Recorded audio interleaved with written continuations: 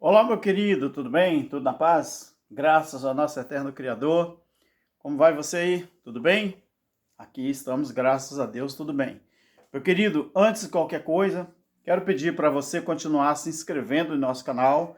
Deixe o seu like no início do vídeo, que é muito importante, e também compartilhe o nosso trabalho, os estudos, tá bom, meu querido? O nosso entendimento. E além de você compartilhar, você, quando se inscrever no canal, ative o sininho de notificação, todas, na opção todas, tá bom, meu querido? Para que nós possamos ser abençoados, né, pelo YouTube, para ele divulgar o nosso trabalho para outras pessoas. Quanto mais pessoas, melhor, não é verdade? Meu querido, hoje estamos aqui em um momento especial, como nos outros, não é? Este momento aqui eu quero deixar sobre uma coisa muito importante. Um abraço a todos vocês, um abraço ao nosso irmão Cláudio Mendes, um abraço a todos os preteristas, a todos os irmãos da escatologia consumada e a todos os irmãos que falaram sobre o período da graça e que evangelho eterno nada mais é do que as boas novas eternas, a redenção eterna e também a justiça eterna de Deus que está dentro de nós. Não confunda evangelho eterno com outro evangelho. Não. Evangelho eterno é tão real quanto a multiforme graça de Deus. Para você não fazer confusão e achar que este evangelho eterno é outro evangelho. Não, não é outro evangelho. Outro evangelho seria se fosse antibíblico. Mas o evangelho eterno não é antibíblico. Evangelho eterno é as boas novas eternas. O nome já diz tudo, né? E o que é evangelho eterno? Boas novas eternas, aquele período em que Deus está ou habita dentro de nós. Tá bom, meu querido? Meu querido, você acredita que tem crente que acha que ele vai morar no céu com este corpo físico? Você acredita nisso? Não, porque há uns dias atrás eu estava conversando com um futurista, um irmão crente, né? Só que ele é futurista. E ele acredita que na ressurreição nós vamos receber este corpo físico e vamos para o céu justamente com esse corpo físico que eu e você temos hoje. Eu falei com ele o seguinte, meu querido, se eu for morar no céu com este corpo aqui, eu não quero ir. Então, qual era a religião, por exemplo, é o que eu quero falar no vídeo, daqueles animais que o Criador mandou para Pedro naquele lençol? Aquele lençol tinha vários tipos de animais, né? Quadrúpedes, tinha réptil, tinha vários tipos, né? E aqueles animais, eles tinham religião? Você vai dar um sorriso aí, mas é um sorriso meio maroto mesmo, né? Que parece que não tem nada a ver uma coisa com a outra, mas tem sim, meu querido. Vamos analisar, vamos fazer um pente fino nesta passagem. Atos capítulo 10, o 9 ao 23. Eu vou ler alguns versículos. No dia seguinte, indo eles o seu caminho, e estando já perto da cidade, subiu Pedro ao terraço para orar.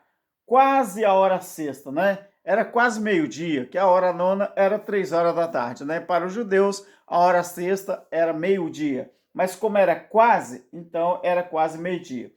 Tendo fome, ele quis comer. E enquanto preparava a comida, sobreveio-lhe um arrebatamento de sentido. Tá vendo, irmãos? Por que arrebatamento de sentidos?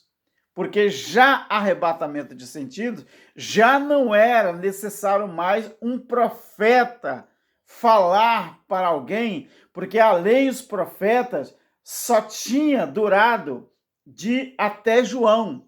A lei e os profetas, né, foi só até João. Então, como aqui nós estamos em Atos dos Apóstolos, o período, não é, profético já tinha acabado. Então, aquela visão veio direto a Pedro, mas foi num arrebatamento de sentidos. O que é arrebatamento de sentido? Por que arrebatamento de sentido? ele teve a visão mesmo, ele diretamente, ele viu a visão. Então a Bíblia fala aqui que ele viu o céu aberto e um vaso descia com um grande lençol quer dizer, lençol atado pelas quatro pontas e vindo para a terra. No lençol havia de todos os animais quadrúpedes e répteis da terra e aves do céu. Foi-lhe dirigida uma voz. A voz falou assim: levanta-te, Pedro, mata e come. Mas Pedro disse: de modo nenhum, Senhor, nunca comi coisa imunda ou coisa comum e imunda. Segunda vez a voz diz: não faça tu comum ao que Deus purificou. Olha que interessante aqui, irmãos. Eu estou dando uma olhadinha aqui, porque é do vidro, né? Dá para ver a rua e se alguém chega, né? Algum cliente aqui para o meu filho, e às vezes na oficina, né? E às vezes dá para me observar daqui. Desculpe, tá bom? Então, o que acontece? Aquela visão era que ele, Pedro, ele viesse a entender que de uma vez por todas, que aquilo que Deus purifica ou purificou não era para ele chamar de imundo ou chamar de comum. Então a visão era nesse sentido.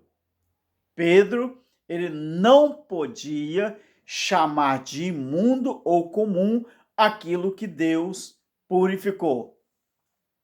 Então, do que se tratava aquele arrebatamento de espírito? Se tratava do quê?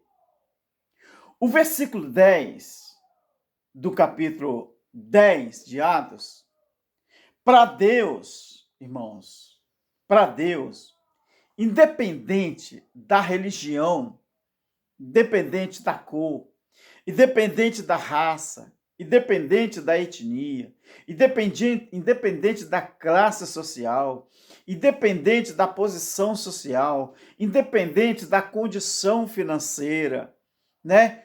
Tudo é dele e está no controle dele.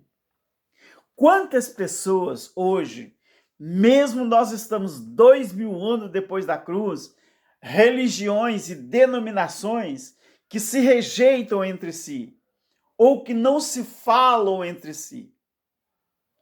Muita gente, ele olha para uma posição social de alguém, ele olha para a raça de alguém, ele olha para a etnia, para a classe social, a posição social, ele olha para a condição financeira e menospreza as pessoas. Está acontecendo uma coisa interessante, não é? No meio daqueles que pregam, né, ou que ensinam o evangelho, né, da graça, evangelho eterno, né, vamos dizer, os milenistas, os amilenistas, os futuristas, os preteristas, não é? Então, é uma coisa muito ruim quando alguém olha para eu e para você e fala assim: eu não gosto daquele irmão porque ele prega o evangelho eterno.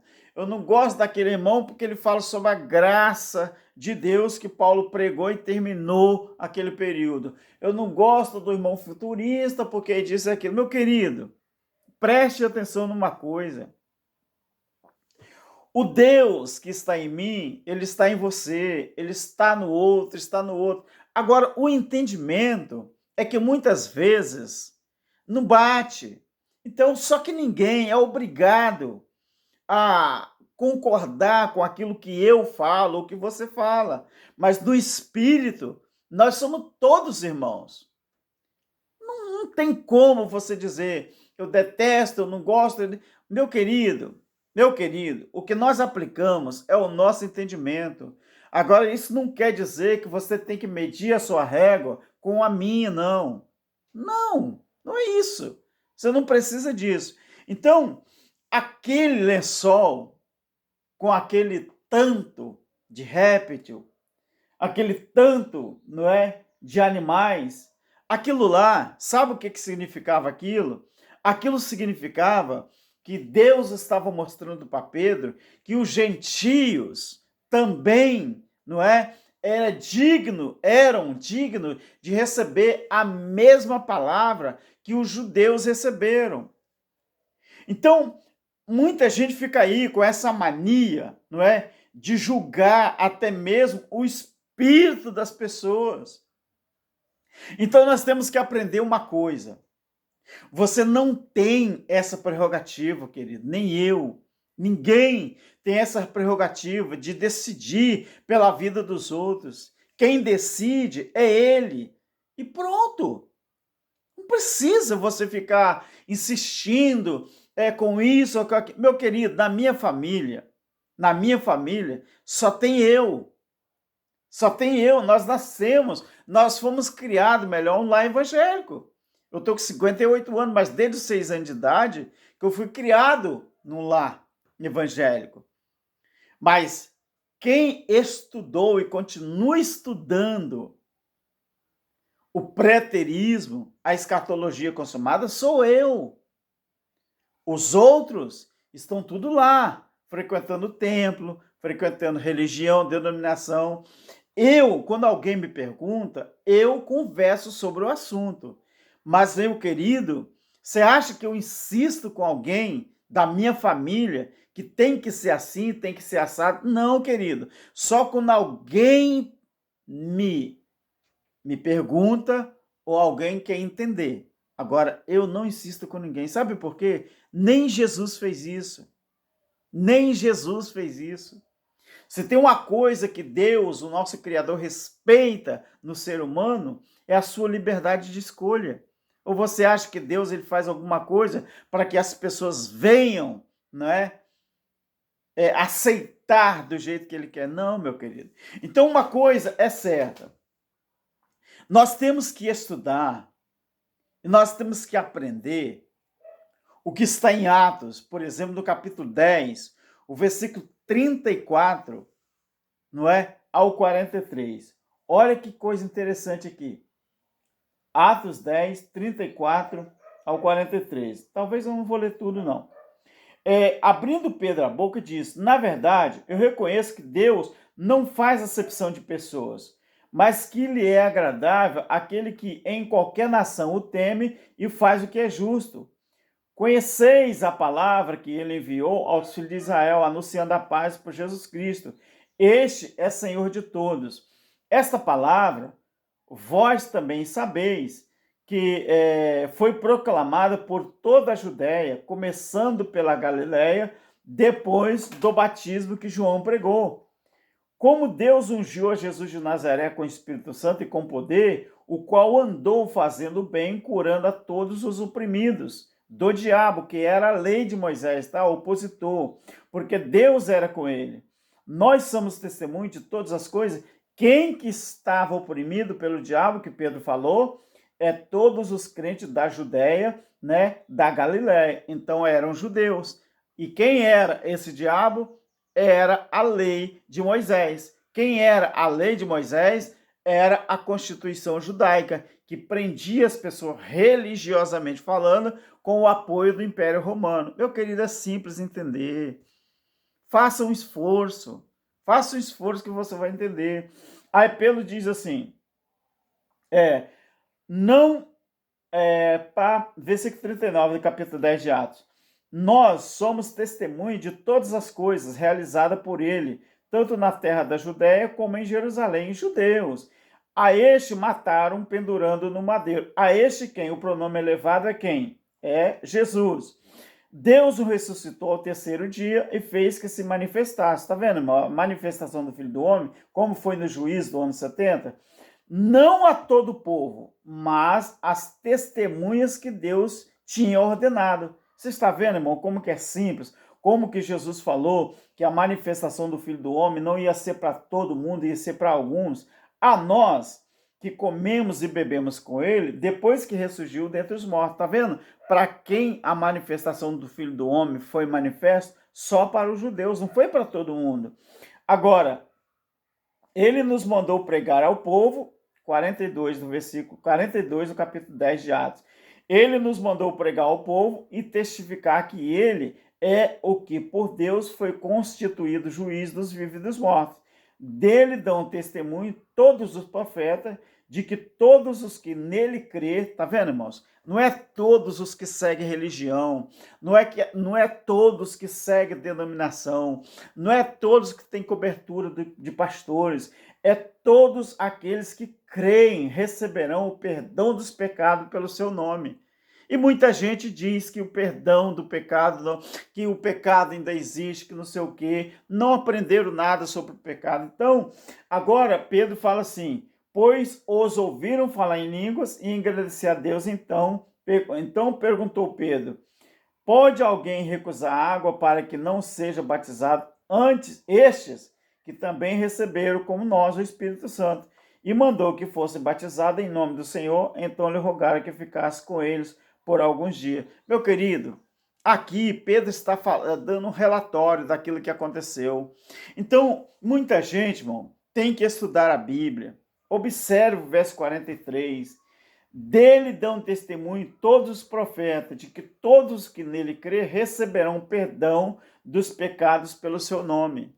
Meu querido, é muito simples. No capítulo 11 de Atos, sabe o que resiste ao capítulo 11 de Atos?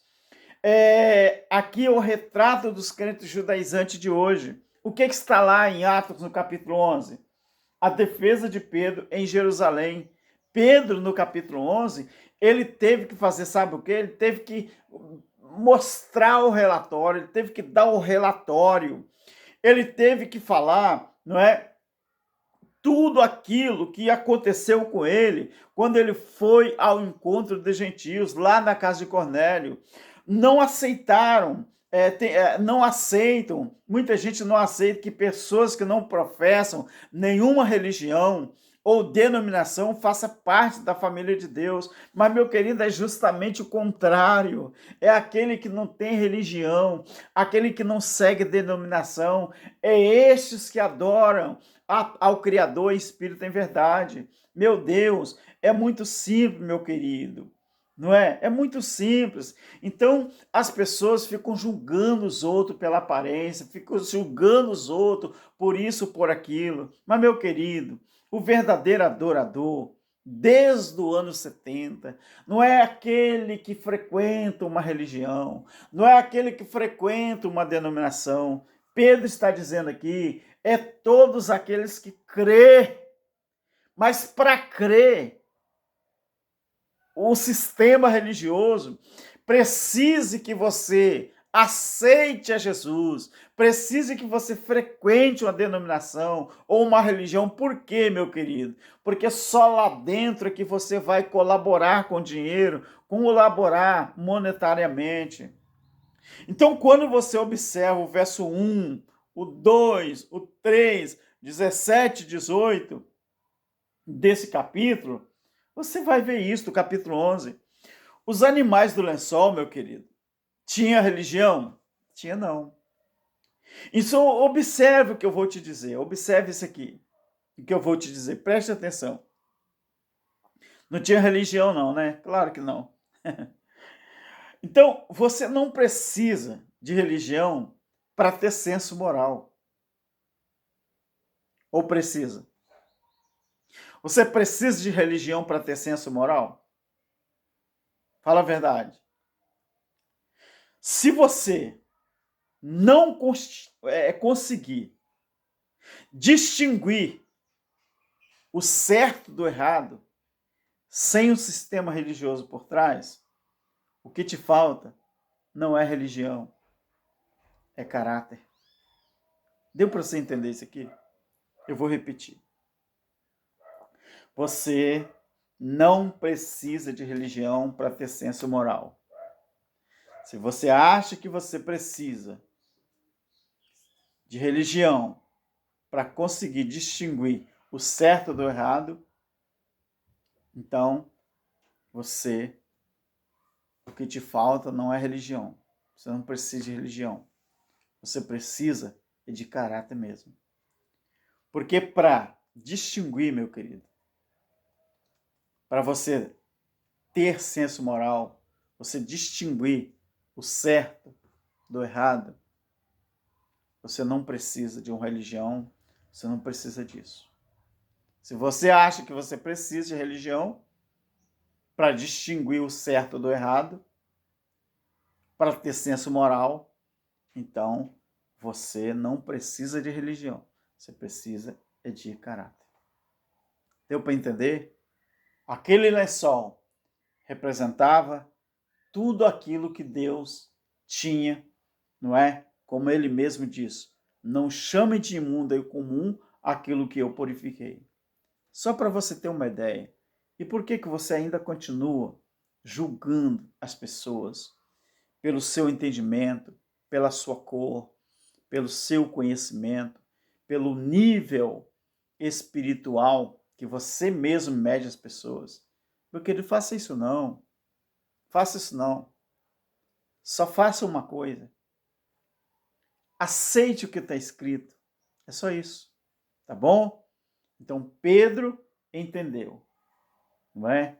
Apesar de que ele teve que levar o relatório para os crentes em Jerusalém, que ficaram tudo de cara virada para ele, porque ele levou o evangelho lá para os gentios, na casa de Cornélio. Quando ele voltou para Jerusalém, meu filho, todo mundo de cara virada para ele. É a cara, é o retrato do sistema religioso de hoje. Mas sabe de uma coisa? O importante é você falar, pregar a verdade.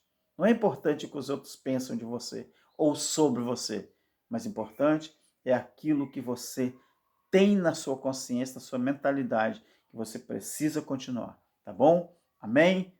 Graça eterna, fique na paz e um abraço a todos, nossos irmãos do Evangelho Eterno, do preterismo, da escatologia consumada e aqueles que pregam que a graça, o período da graça teve fim. A graça, ela é eterna, porque ela tem as suas multiformas, mas o período dela acabou, tá bom? Colossenses 1, 23 e 24. Tá bom, querido? Amém? Graça eterna.